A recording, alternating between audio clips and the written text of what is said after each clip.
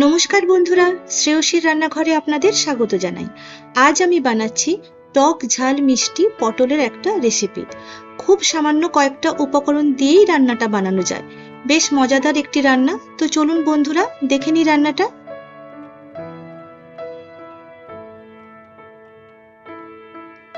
আমি এখানে 6 থেকে 7টা পটলকে দুদিকে একটু এইভাবে ছিলে চিড়ে নিয়েছি। এবারে পটলগুলোতে নুন আর হলুদ আমি মাখিয়ে নেব।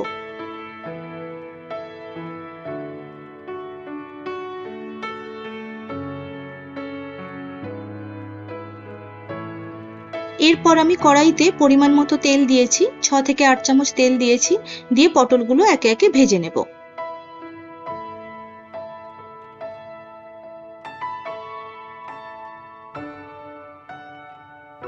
তেলটা গরম হয়ে এসছে, পটলগুলো আমি একে একে দিয়ে দিলাম। গ্যাসের ফ্লেমটা হাই নয়, মিডিয়াম রাখবো, তা না হলে পটলের বাইরেটা পুড়ে যাবে কিন্তু ভেতরটা সেদ্ধ হবে না।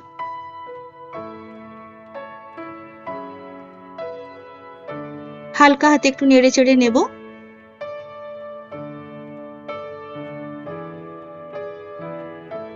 পটল ভাজতে একটু সময় লাগে।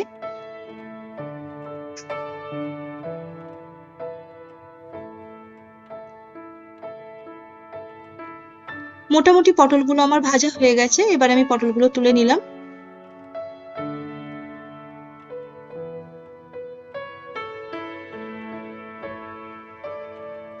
এরপর আমি দুটো কাঁচা লঙ্কা চিড়ে দিয়ে দিলাম, আর সামান্য রসুন একটু থেতো করে দিয়ে দিলাম।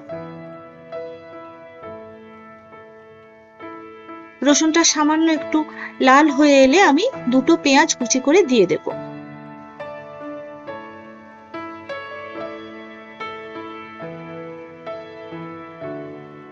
পেঁয়াজটা এইভাবে স্লাইস করে কাটলে রান্নাটা একটু বেশি ভালো হয়।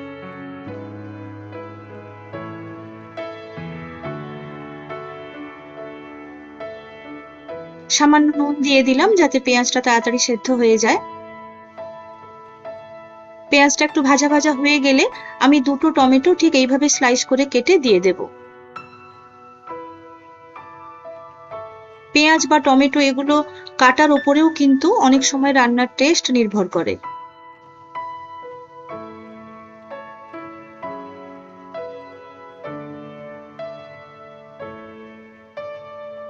যতক্ষণ না টমেটোটা একটু নরম হয়ে আসছে ততক্ষণ আমি মশলাটা একটু কষতে থাকবো।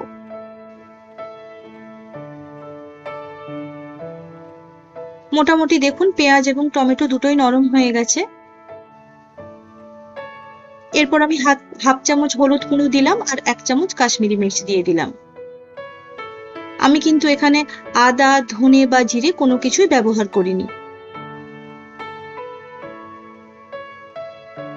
সবসময় অনেক সময় পটলের তরকারি খেয়ে খেয়ে আমাদের একটু একঘেয়ে লাগে, তো সেইভাবে স্বাদ বদল বা একটু অন্যরকম কিছু রান্না করতে গেলে এইটা একবার ট্রাই করবেন। সামান্য জল দিয়ে দিলাম।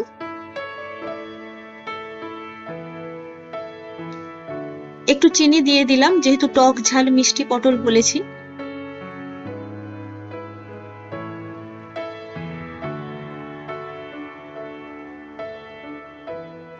এরপর আমি 2 চামচ চিলি সস আর 3 চামচ টমেটো সস দিয়ে দিলাম। অনেকেই মনে করতে পারেন যে পটল কি সস দিয়ে রান্না করা যায়, কেমন হবে, কিন্তু বিশ্বাস করুন এটা খুব সুন্দর খেতে হয়। যদি মনে হয় যে রান্নাটা করা যেতে পারে তাহলে অবশ্যই একবার বানাবেন আর কমেন্ট বক্সে লিখবেন যে রান্নাটা কেমন হলো।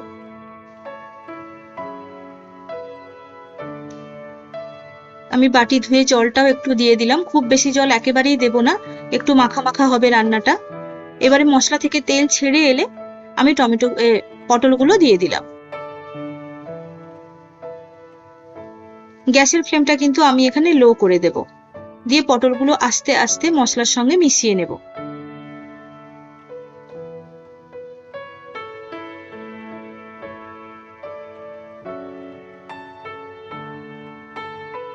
ভালো করে পটল আর মশলা যেন মাখা মাখা হয়ে যায়।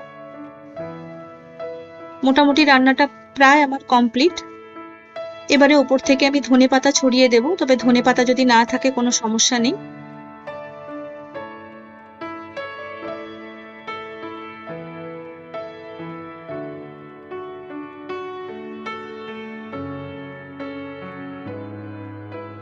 যদি আমার রান্নাটা আপনাদের ভালো লেগে থাকে তাহলে আমার চ্যানেলটি সাবস্ক্রাইব করতে ও ভিডিওটিতে একটি লাইক দিতে ভুলবেন না। চ্যানেলটা আমার একেবারেই নতুন, তবুও বেশ কিছু রান্না রয়েছে, যদি আপনাদের মনে হয় তাহলে একবার ভিজিট করতে পারেন। আর যদি আপনাদের কোনো মতামত থাকে রান্না নিয়ে তাহলে অবশ্যই সেটা কমেন্ট বক্সে জানাবেন। ধন্যবাদ।